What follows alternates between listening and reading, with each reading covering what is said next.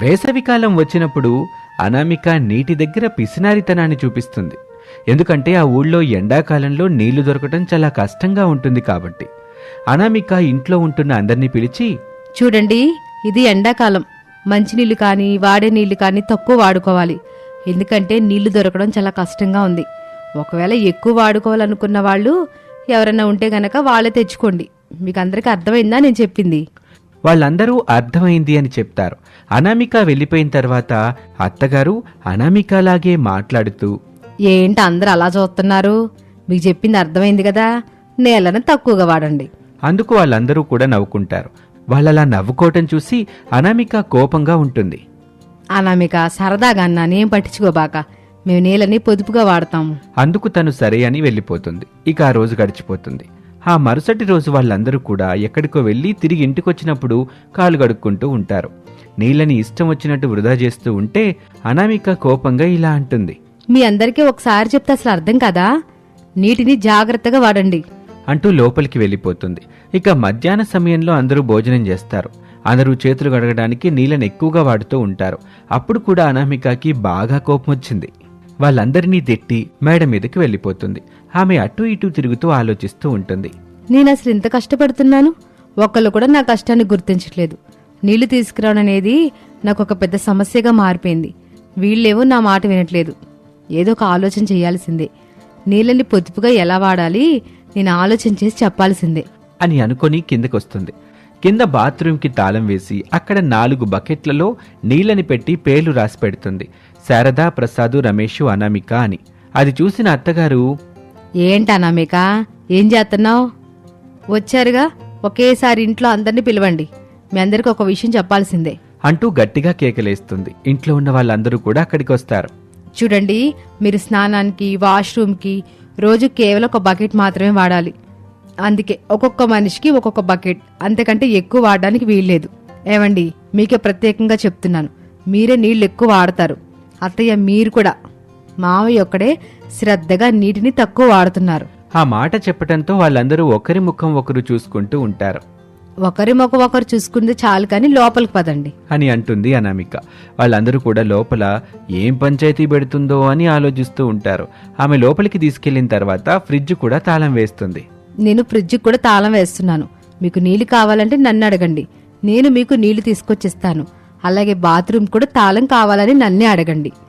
నాకెవరన్నా నీటిని వృధా చేస్తున్నారని అనిపిస్తుందంటే మాత్రం వాళ్ళ చేత నీళ్లు తెప్పిస్తాను, జాగ్రత్త అని అంటుంది.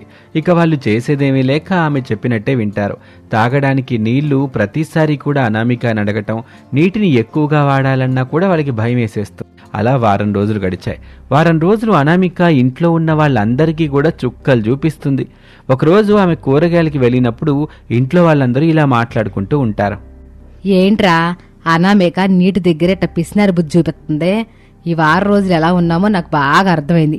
నీళ్లు పొదుపు చేసి వాడకపోతే ఫ్యూచర్లో ఎట్టాగే ఉంటదేమో అనిపిస్తుంది. నా బాధ ఎవరికి చెప్పుకోవాలి? గట్టిగా ఏదన్నా మాట్లాడాలంటేని భయం వేస్తుంది. నేను తింటం గమనించారా? 4 వేల మీద తింటున్నాను. అప్పుడు నీళ్లు 4 వేల మీద పోసుకొని ఎంగిల్ చేతిని గడుక్కోవచ్చులే అని. నువ్వే కాదు నాన్న, అందరు కూడా అదే చేస్తున్నావు. ఒక బకెట్ నీళ్ళతో 2 పూటలా స్నానం చేయటం ఇబ్బంది అవటంతో ఒక పూట స్నానం చేసి ఒక పూట సెంటు కొట్టుకొని తిరుగుతున్నాను.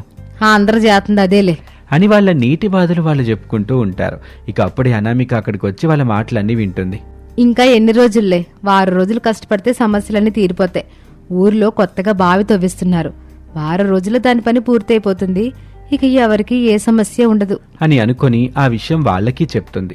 ఆ మాటలు విని వాళ్ళ ముఖం తొలకరివాన కురిసినప్పుడొచ్చే సంతోషంగా కనిపిస్తుంది. ఇక వారం రోజుల్లో ఆ కష్టాలన్నీ తీరిపోతాయి అనుకుంటారు అందరూ. వారం రోజులు గడుస్తాయి.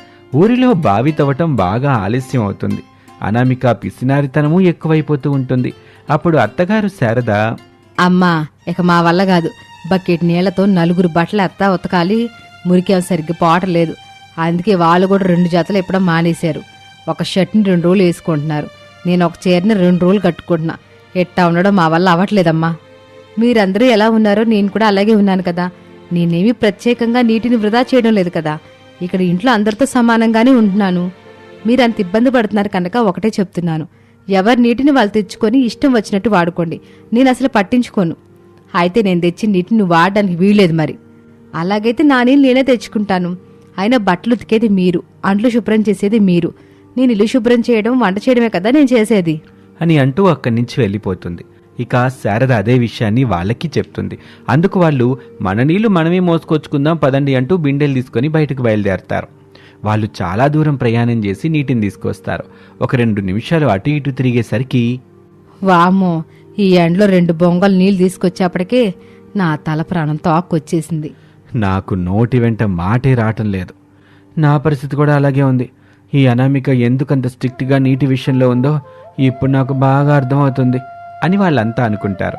కష్టమో నష్టమో నీటిని తీసుకొచ్చి ఇంటిపై ఉన్న వాటర్ ట్యాంకుని కూడా నింపేస్తారు. ఇక ప్రశాంతంగా కూర్చొని, ఒరే, నీటిని జాగ్రత్తగా వాడుకుందాంరా. అనామిక చెప్పినట్టు కాకపోయినా కొంచెం పొదుపుగా వాడుకోవడం మంచిది కదా. అవును, పొదుపుగా వాడుకోవడమే మంచిది.